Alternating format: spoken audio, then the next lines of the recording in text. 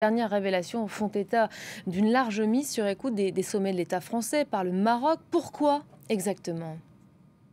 Alors effectivement, la question du pourquoi est fondamentale, parce que pourquoi à un moment donné, on a besoin d'écouter non seulement le président de la République, mais une grande partie du gouvernement, ainsi que une partie des élus, plus les journalistes, mais là on est dans le domaine politique. C'est vrai que le sujet l'a bien souligné. On dirait que l'obsession en politique intérieure du Maroc, c'est effectivement le Sahara occidental.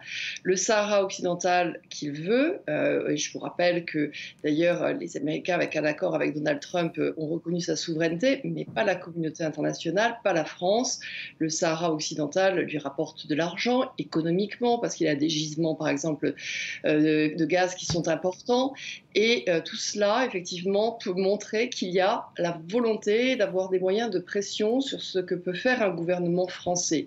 Ce qui est étonnant dans les révélations qu'on a, c'est surtout le nombre de personnes, s'en prendre ainsi à un président de la République et à un gouvernement, mettre dans les membres qui sont sur écoute à la fois le ministre des Affaires étrangères, ce qui est quand même assez frappant lorsque l'on est un autre pays, mais aussi par exemple le ministre de l'Éducation, qui n'a rien à voir avec ces questions-là, montre qu'il y a une volonté en fait pas seulement d'espionner sur les dossiers propres, comme le dossier effectivement du Sahara occidental, mais aussi de savoir ce qui se dit entre les membres du gouvernement, savoir ce qui se dit aussi dans leur domaine privé, puisque les écoutes se font sur du professionnel et du privé. On se souvient par exemple qu'il peut y avoir des choses dérangeantes dans des téléphones portables. Benjamin Griveaux, il avait démissionné du porte-parole de la France, mais il était en campagne pour les municipales, a dû démissionner à cause d'images compromettantes. Donc vous comprenez très bien que si tout cela passe entre les mains d'un pays qui cherche à faire pression, eh bien cela peut être particulièrement important.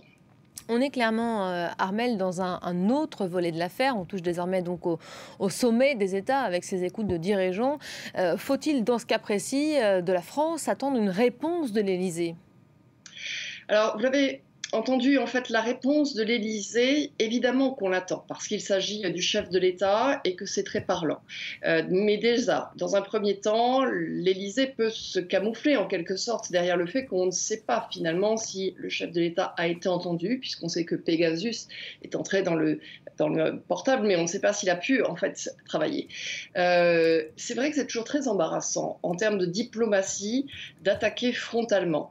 Et je vais vous faire un parallèle avec une autre affaire qui est quand même extrêmement marquante.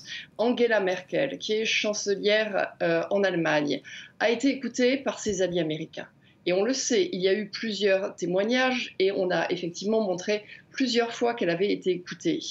On sait qu'elle a été furieuse. Elle a été furieuse parce que les Américains, les alliés, l'ont écoutée à titre privé aussi. Mais elle n'a rien fait de plus, parce que quelque part, les Américains sont aussi son grand partenaire économique, l'Allemagne est aussi la première puissance économique de l'Europe, et que c'était ça le plus important en termes de politique. Après, en termes privés, qu'est-ce qu'elle a dit au président américain? Ça, c'est autre chose. C'est pour ça que lorsque l'on regarde ce qui est en train de se passer avec la France, on imagine bien qu'il va y avoir des réponses très claires qui vont être faites, mais plus par derrière que devant.